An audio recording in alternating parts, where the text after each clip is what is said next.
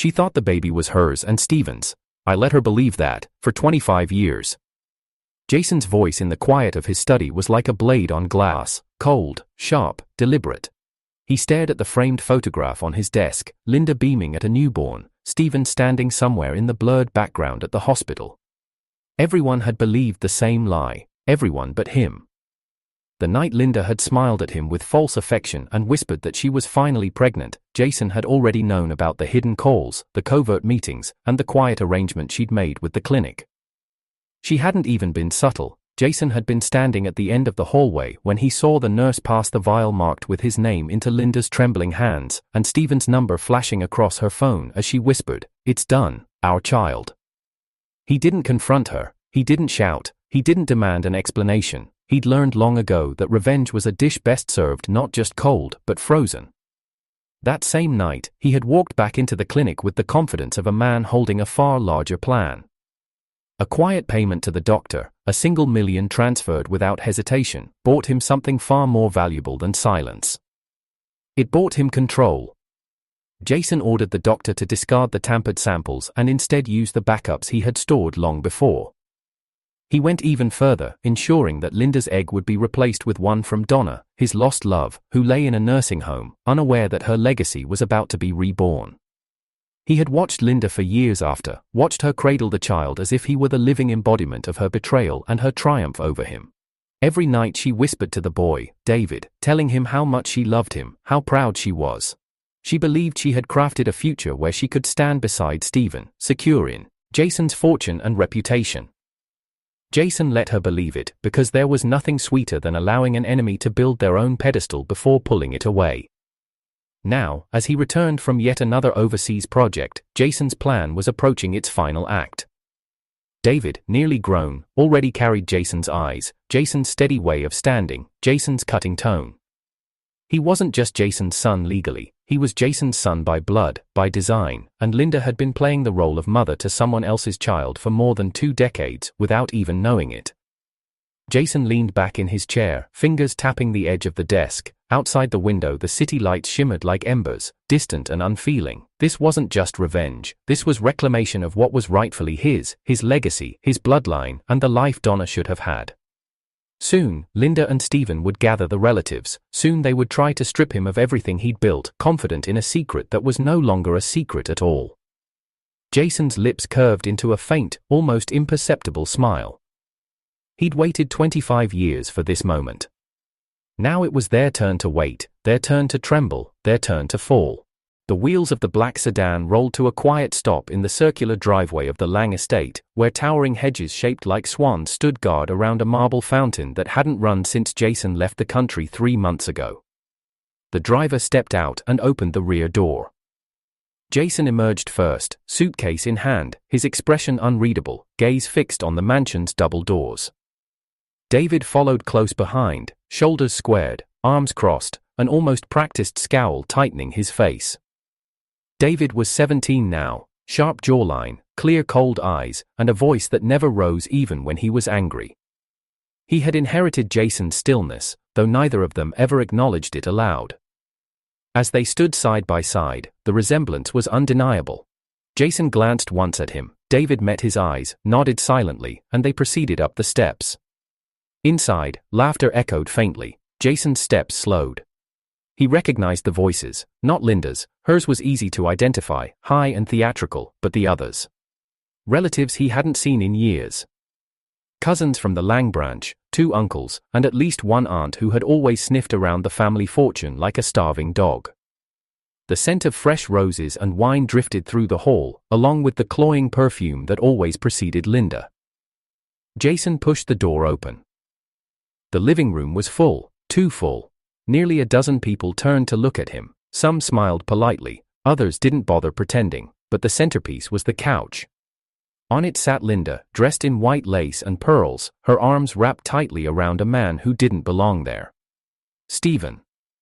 His hair was slightly longer now, slicked back in the same fashion it had been in college. He wore a tailored navy blazer, and despite the feigned grief in his eyes, he looked very much like someone who had been waiting for this moment. Jason set his suitcase down. "What's the occasion?" he asked quietly. Is this a family reunion I wasn't told about? The tension was immediate. Some relatives chuckled nervously, others avoided eye contact. Linda stood up quickly, her hand still clinging to Stephen's sleeve. Jason, you're back early. I didn't realize I was late. Before Linda could answer, Stephen rose, his face lined with something between false sorrow and smug anticipation. He looked past Jason, to David. Jason instinctively stepped in front of his son, but David was already moving forward, gaze locked. Stephen placed a hand on his chest as if to calm himself and stepped closer. David, my son. The words hung in the air like rot. David's brows furrowed, the silence in the room deepened, then David's voice, steady and slicing, broke through. My father is Jason. Jason didn't move, didn't blink. But inside, something tightened and released all at once. Stephen's face twitched. David, I know this is a shock, but... David stepped back. Don't touch me. From behind him, Jason finally spoke, voice low but lethal. Don't go around claiming what was never yours. Stephen opened his mouth again, but this time, Jason raised a hand, not to hit, not to command, but simply to signal that this performance had ended. And for the first time since stepping into the mansion, Jason turned to face Linda directly. She was watching the room, watching the tension, watching how the pieces were already beginning to fall in the wrong direction. But it was too late. Her next move was coming far too late. A formal announcement, that's how Linda had phrased it in her text, as if this was some corporate memo, not a slow-motion execution. The estate's banquet hall had been prepped like a coronation. White tablecloths, gold-trimmed wine glasses, rows of Lang family elders seated like judges waiting to deliver a verdict. At the front, under the crystal chandelier, a long table had been cleared. Jason stood near the back, arms crossed, gaze sharp. David beside him, silent, jaw set. Linda stepped into the center of the room, wearing a silk cream dress and a self-satisfied smirk. She clutched a microphone with manicured fingers and smiled as if this were a celebration. Thank you all for coming, she began, her voice soft but theatrical. I know it's been years since many of us gathered under one roof, but today is important. The room quieted, even the cousins stopped whispering. Jason didn't blink. Linda's gaze swept the room, landing on David, then Jason, and finally, on Stephen, who stood off to the side, feigning humility. I wanted everyone here today to witness the truth, Linda said. For years I've carried a secret, one I've protected for the sake of appearances, for the sake of peace. Jason exhaled once through his nose. That was her opening gambit, playing victim. Linda turned, placing a hand gently on Stephen's arm. Years ago, when we tried to conceive, the doctors told us Jason's fertility was compromised. Murmurs spread through the crowd like sparks hitting dry leaves. Linda paused dramatically. To spare Jason's pride, I made a difficult decision. I used Stephen's donation during IVF. Somewhere near the front, Aunt Miriam gasped and whispered, "That boy's not Jason's?" David, Linda continued, is Stephen's biological son. The room erupted. Jason watched quietly as the Lang family fell into chaos. Half the relatives turned toward Stephen with interest. The their half began whispering furiously about company shares, succession, inheritance. David stood frozen, mouth parted slightly in confusion. Jason touched his shoulder. Don't move, he whispered. Linda raised a hand. Please let me finish. The crowd reluctantly calmed. I called this meeting because it's time for David to know the truth, and it's time for this family to acknowledge Stephen as his father, she said. Jason's mother-in-law, seated at the head of the room like a dowager queen, shifted uncomfortably, but said nothing.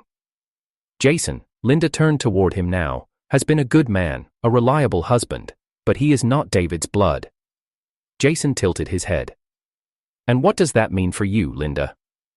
I want what's fair, she said without missing a beat. Stephen should have a rightful position, in this family, in the company. There it was, the true motive, laid bare before dozens of hungry eyes. She wanted to transfer control of the Lang group to Stephen, using David as a pawn to legitimize the move.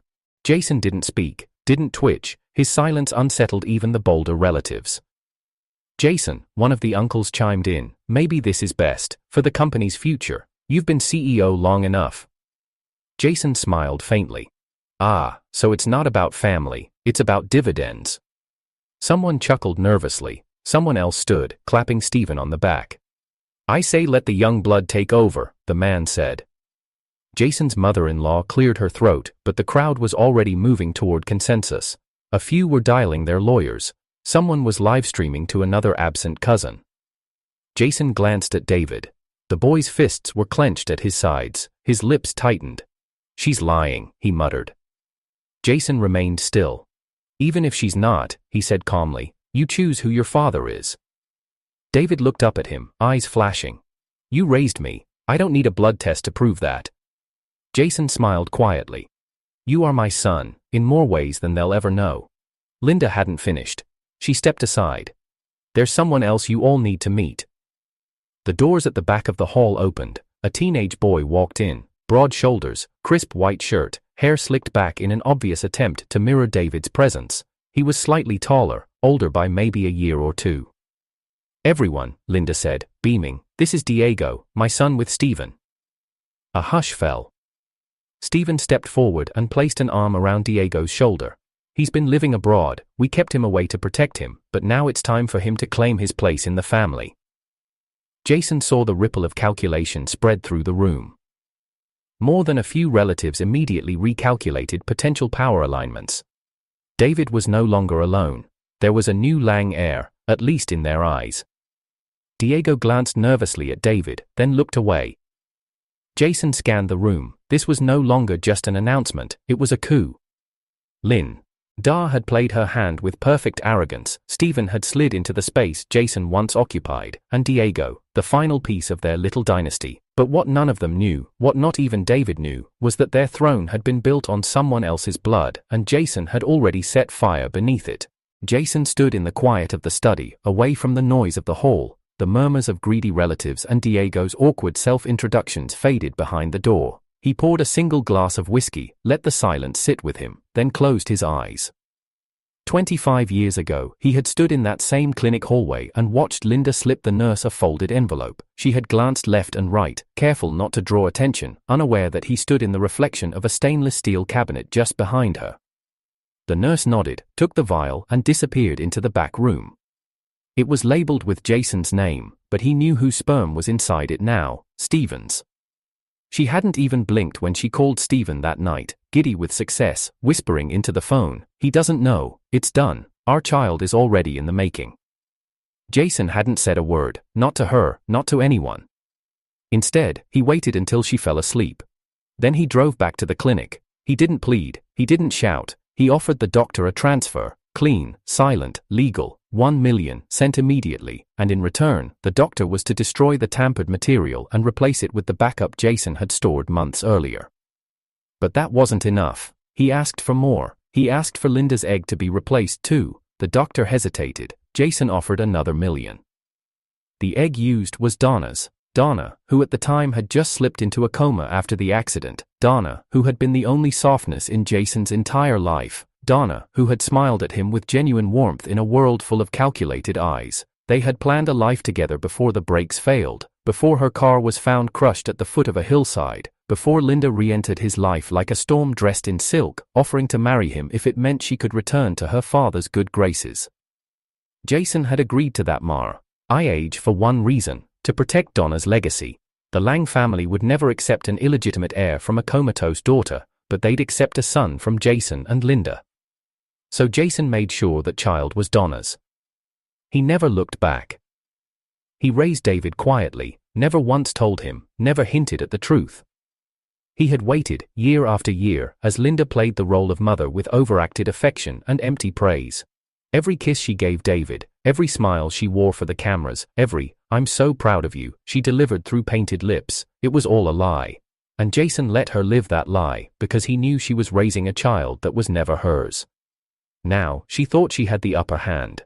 Now, she stood before the family and claimed betrayal, feigned sorrow, and even had the audacity to use a child she had with Stephen as a final card. But Jason wasn't finished. That night, back in the hall with all eyes on them, Linda approached Jason near the staircase. Her voice was low, clipped with venom. "I want a divorce," she said. Jason looked up at her with a kind of gentle curiosity. "Now? You think I'd stay married to you after this circus? I've been patient, Jason, for 25 years. He took a slow sip from his glass and replied, "If you've been patient, then let me reward you." She blinked. He smiled faintly. "You can have your divorce." Linda straightened, clearly startled by his lack of resistance. "Good, then I want a fair split. You'll get your 50,000 living allowance, just like me." Her eyes widened. "What?" "We'll give everything else to David," he said. "The company? All assets, property, funds, shares, everything. We'll sign it to David." Jason reached for his phone. "I'll call the notary tonight." "Wait, no need to wait, we trust each other, don't we?" Linda's eyes narrowed. "You're up to something." Jason leaned close, his voice a thread of silk and steel. "If I were, wouldn't I be fighting you?" She didn't respond. Jason turned to David, who had been watching from the foot of the stairs. "We'll sign everything over to you. You'll own it all." David blinked. "Dad, are you sure?" Jason nodded. "If you're going to carry the Lang name, you should carry its weight." Linda stepped in, suddenly warm again. "See, David, I told you, we only want what's best for you." David frowned. "I want a condition." Jason raised an eyebrow. "Go on." "Before any paternity test, I want both of you to sign every asset under my name. Property, equity, funds, everything." Jason smiled. "Smart." Linda looked stunned. "David, don't you trust?" "No," he said coldly. "Not yet, not until I know who really believes in me." Jason's chest filled with something silent and sharp: pride, pain, clarity. He had raised Donna's son well. The Lang estate's foyer had been redecorated like a courtroom dressed in silk. Ivory drapes framed the walls. Crystal chandeliers were lit to full intensity, bathing the room in a theatrical glow. Even the air had the scent of finality, floral arrangements chosen to impress the guests, not honor the occasion. Linda had sent invitations to every relative who mattered: executives, shareholders, opportunists in designer shoes. She moved among them like a hostess at a victory banquet, accepting kisses on the cheek, exchanging pleasantries, pretending not to glance at the sealed envelope on the grand piano. David stood near the back, silent, his arms were folded, his face unreadable. Jason remained beside him, sipping tea like a man awaiting a delayed train. Stephen moved toward David with the exaggerated grace of a politician on camera. In his hands, a velvet box. "David," Stephen said with a warm smile, "I know this is overwhelming, but I want you to know I'm here for you, always." He opened the box, revealing a limited edition watch. "A gift, for the start of our journey as father and son." David didn't move, didn't even blink. Jason didn't say a word. Stephen pushed the box closer. "I had it engraved, flip it." David reached out slowly, picked up the watch, and turned it over. The engraving read, "To my son, the future of the Lang legacy." He handed it back without a glance. "I don't need it." Stephen's smile twitched. "It's from your real father." David turned away. "I said I don't need it." Linda appeared beside Stephen, her smile frozen but eyes glittering. "He's just nervous," she told the crowd. "It's a big day." Jason finally stood and set his teacup down. "I have a request," he said. Everyone turned. Linda's eyes narrowed. "This is a formal procedure. You've already agreed to the test." "I have," Jason replied calmly. "But if we're chasing truth today, we should owe it thoroughly." Linda tilted her head. "What do you mean?" Jason looked to the lab technicians who had just entered. "I'd like a third sample collected." From Linda. The room stirred. Stephen frowned. "What for?" Jason looked directly at Linda. "You're so confident in your story, aren't you? Confident that David is yours, that he's yours and Stephen's." Linda's expression wavered. "Because he is." "Then you shouldn't mind verifying it." Silence pressed against the walls like a storm about to burst. Linda's lips parted. "Jason, this is ridiculous." "It's a test," Jason said, cutting her off. "The same one I've agreed to." David stepped forward. "I want her tested too." That broke something. Linda flinched, her gaze snapped to her son. "David, you can't be serious." "I am." For a moment, it looked as though she might refuse, but the crowd was watching, Phones were discreetly lifted, her control was slipping. She forced a smile. Of course, anything for transparency. Samples were taken, blood, cheek swabs. The forensic team disappeared into the sealed room with the samples. The wait began. Jason said nothing. He sat back down and closed his eyes. Stephen paced. Linda clung to her wine glass like it was a lifeline. David stood, unmoving, caught in a storm no one could yet name. An hour passed, then the door opened. 3 staff members returned, each carrying a sealed envelope, one for Jason, one for Stephen, one for Linda. The lead technician stepped forward, cleared his throat, and opened the first. According to the DNA comparison, he began, Mr. Stephen and Mr. David. Everyone leaned forward. Share no biological relationship. A pause, then the room exploded. What? Stephen's voice cracked, a deep confusion turning rapidly to fear. That's impossible. Linda nearly dropped her glass. The technician opened the second envelope.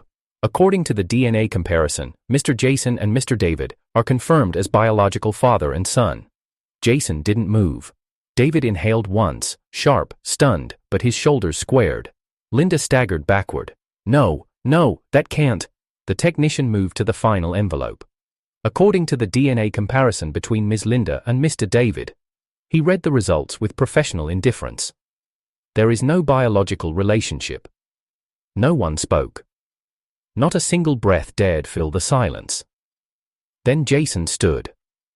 He walked to the center of the room, turned slowly, looked Linda in the eye, and delivered the line he'd waited 25 years to speak.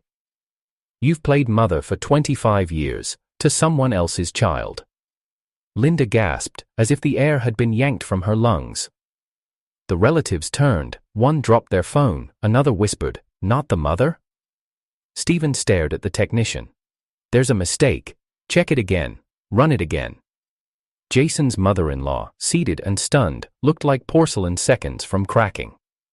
David stood in place, wide-eyed, unable to form words. Jason turned to the crowd. She lied. She tampered with my samples. She thought she was clever, but I was already 2 steps ahead. He looked back at Linda. And you? You raised Donna's child, my child. Thinking you'd used me to build your legacy. You were never a wife. Never a mother, just a placeholder. Linda sank to her knees. No. This isn't real. Jason's voice was calm, final. It's very real. Linda's scream shattered the room. It was guttural, raw panic disguised as denial. She clutched at her hair, shaking her head over and over like she could unhear the forensic technician's words. No, this is wrong. Jason, you're lying. You forged the test. You tampered with it. Jason didn't even flinch. He simply looked at the trembling technician. Please read it again if it helps her process it. But the technician remained still, the report still open in his hands, the data irrefutable. Stephen staggered backward, knocking over a wine glass, gripping the edge of the piano to steady himself. He looked to Linda, to David, to Jason, but no one reached out. A cold sweat had broken across his forehead. His lips parted, but nothing came out. Then came the second collapse. Stephen's knees buckled, and he crumpled to the floor like a broken marionette. No, that's not possible. I saw the documents, the IVF. She told me. Jason slowly walked forward, stopping just a few feet from Linda, who was now on the floor, shaking, mascara streaked down her face like a mask melting off. I'm not lying, Jason said softly, but every word landed like a hammer. You used Stephen to betray me. You swapped my sperm for his, but I was watching. I knew. I swapped it back. The air around them thickened. The crowd fell into stunned silence. And I did more, Jason continued. I replaced your egg too. You see, Linda, Donna was already comatose, but her eggs had been preserved. Jason turned to the matriarch seated at the end of the room. Her expression had shifted. It was no longer confusion, it was recognition. Jason faced the crowd. That's right. David isn't just my son, he's Donna's son, and Donna. Jason paused, locking eyes with Linda, is your sister. The gasp that rolled through the room was louder than any scream Linda could have produced. The matriarch stood now, her cane shaking slightly as she rose. Enough, she said. Linda tried to speak. "Mother, he's lying." Silence. Her voice sliced through the room like thunder cracking marble. Jason remained where he stood, calm as ever. The matriarch looked at Jason with eyes that glistened, whether from shame or vindication, no one could tell. "Donna was my daughter, my only true heir, and when she had her accident, we brought you back out of necessity, Linda, not out of love." The words hit harder than Jason could have scripted. Linda stopped moving, her jaw slackened. "Necessity? You were born of deceit," the matriarch said coldly. "Your father was blackmailed, you were raised in the shadows. When Donna fell, we needed someone to uphold the Lang name, but we knew what you were, what you'd always be." Jason watched as Linda's composure finally gave out. She stared blankly, blinking slowly, lips trembling. "And now we know the truth," the matriarch said. "David is Donna's child, the true heir to this family." One by one, relatives who had fawned over Linda and Stephen moments earlier now quietly backed away. Several whispered amongst themselves. A cousin who had hugged Stephen now stepped to David's side, bowing slightly. "Chairman?" David blinked. "What?" Jason touched his son's shoulder. "You are the rightful heir, it's time they acknowledged it." Stephen tried to rise, but no one helped him. "This isn't fair, this is manipulation." Jason looked down at him. "No, this is order, restored." Linda's expression twisted. "You married me for this? For Donna's legacy?" Jason didn't smile, he didn't blink.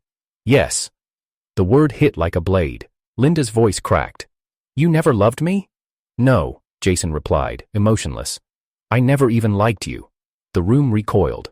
Jason turned to the family. "When I was 15, Donna invited me to the Lang summer home. I had no title, no name, just a scholarship and a father who died poor. But your patriarch, your father, owed mine his life. He brought me in." He looked toward the staircase, remembering something untouchable. "And Donna taught me how to play the piano. She laughed when I read business books at the pool. She told me she'd marry someone smart, someone quiet, someone who never needed to show off to be strong." He looked back at Linda. Then she was gone. Her car brakes failed, and the Lang family turned to its emergency plan. "You." Linda trembled. "You used me." "No," Jason said. "You used yourself, I just let you." The matriarch nodded. "And now it's done." She raised her voice. "All shares under Linda Lang's name are hereby revoked, her votes are void, her seat at the board dissolved. Let it be known, Stephen Ito and Diego Lang are outsiders. They hold no blood, no right, no future in this family." Diego, who had been lingering by the entrance, turned pale. "What? No, wait, David's my brother." David looked at him coldly. "You're nothing to me." Stephen struggled to his feet. "We raised you." "No," David said. "He did." He pointed to Jason. Security appeared at the matriarch's nod. "Escort them out," she said. Stephen lunged toward David. "You ungrateful brat." Jason moved faster. He caught Stephen mid-lunge and shoved him back with such force that he stumbled into a glass table, shattering it. Jason's voice dropped, lethal and low. "Touch him again, and I'll bury you." The guards closed in. Stephen was dragged out, cursing, sweating, wild-eyed. Diego followed, blubbering apologies no one accepted. Linda remained, knees bruised on the marble, silent. Jason looked down at her. "You had 25 years, and all you did was raise a son that wasn't yours, destroy every bridge ye stood on, and sleep beside a man who was never yours to begin with." Her voice was almost a whisper.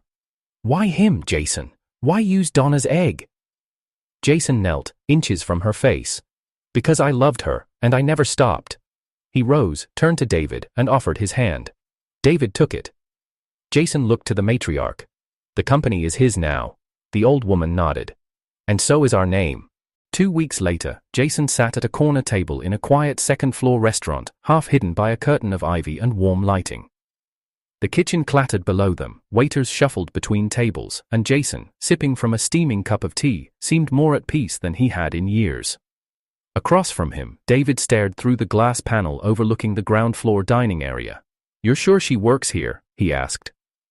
Jason didn't respond, he simply lifted his cup again, serene as always. Then, right on cue, Linda emerged from the kitchen. Her apron was starched, the hem of her uniform wrinkled from too many shifts. Her once manicured hands now bore the subtle red creases of dish soap and steel trays. Her lips no longer held the fake gloss of her camera-ready persona. She walked to a corner table with a tray balanced on her palm and began to serve plates with robotic efficiency. David turned back to Jason slowly. "You gave her this job." Jason didn't deny it. "The headhunter agency was mine. I arranged the interview, I selected the shift, and I bought the window table upstairs." David blinked. "For what?" Jason smiled faintly. "A front row seat." Just then, the restaurant door chimed. Stephen entered, swagger intact, though it looked thinner now, like skin stretched too tight over bone. But it wasn't the presence of Stephen that made David lean forward, it was the woman on his arm. Younger, taller, fitted dress, professional heels, a face full of expensive confidence. "Public relations," Jason had said. "Hired for one purpose, be seen." Stephen looked right at Linda and laughed loud enough for the room to notice. "Didn't know this was where they kept the leftovers." Linda turned mid-step, nearly dropped the tray. "Linda," Stephen said, gesturing to his date. "Meet Susan, she's what a real woman looks like." Linda didn't respond. Her eyes glazed over. Stephen turned to S. "Usan. You know, she used to think she'd marry into billions, ended up serving me soup." Susan laughed. "How poetic." Linda's face cracked. One twitch, one tremble. Then she walked toward the kitchen. Jason tapped his cup once. "Wait for it." She returned seconds later, not with a tray, but with a knife. The shriek that followed sliced through the room like broken glass. She lunged. Stephen barely had time to curse before the blade found his shoulder, then again, and again.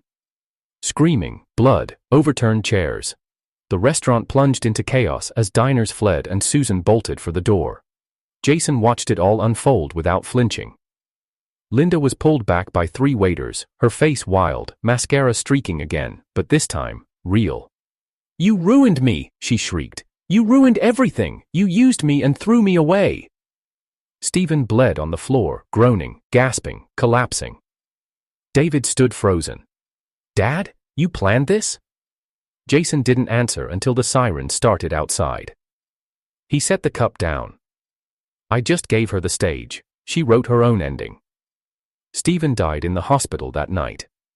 The media frenzy that followed was brief and brutal. Linda was charged with second-degree murder. No one posted bail. The Lang family denied all association. Her shares had already been revoked. There was no fortune left to protect her. As for Diego, the world quickly forgot him. He failed out of school, disappeared from company records, and reappeared 2 years later in a nightclub scandal, caught hustling wealthy women for tips and affection. His name became a cautionary tale among the younger Lang cousins. What happens when you bet on the wrong blood? And then, quiet. After the storm passed, Jason found himself walking the corridor of a private medical facility, his footsteps echoing against sterile white tiles and quiet beeping monitors. David walked beside him, silent. In his hand, a bouquet of soft pink lilies, Donna's favorite. The nurse nodded at them at the end of the hallway. "She's awake." Jason stopped at the door. For the first time in years, he hesitated. David looked at him. "You want me to wait?" Jason exhaled. "No, come in." They entered together. Donna sat up slowly in her bed, pale but conscious, her hair falling in soft waves around her face. Her eyes, still warm, still kind, lit up when she saw Jason. And then she froze. "You look older," she said softly. Jason smiled through the tightness in his throat. "You look exactly the same." Her eyes drifted to David. He stood still, unsure, eyes lowered. Donna tilted her head. "Who?" Jason stepped beside her bed, gently touched her hand. "This is David." She looked at the boy again, eyes scanning him, taking in his jawline, the set of his shoulders, the way his eyes mirrored Jason's. "He's ours," Jason said, voice steady. "His name is David." Donna's lips trembled. She didn't speak for a long moment, then her smile broke through like sunrise after storm. David stepped forward. "Hi," he said quietly. "I've waited a long time to meet you." Donna's eyes filled with tears. "So have I." Jason watched them reach for each other. David's hand resting against hers, the generations realigning, the lie erased, the future rewritten. And for the first time in 25 years, something in his chest loosened. He turned toward the window as light poured in. His voice, quiet and final, echoed only in his own thoughts. Revenge isn't about hate, it's about setting the record straight and letting love live.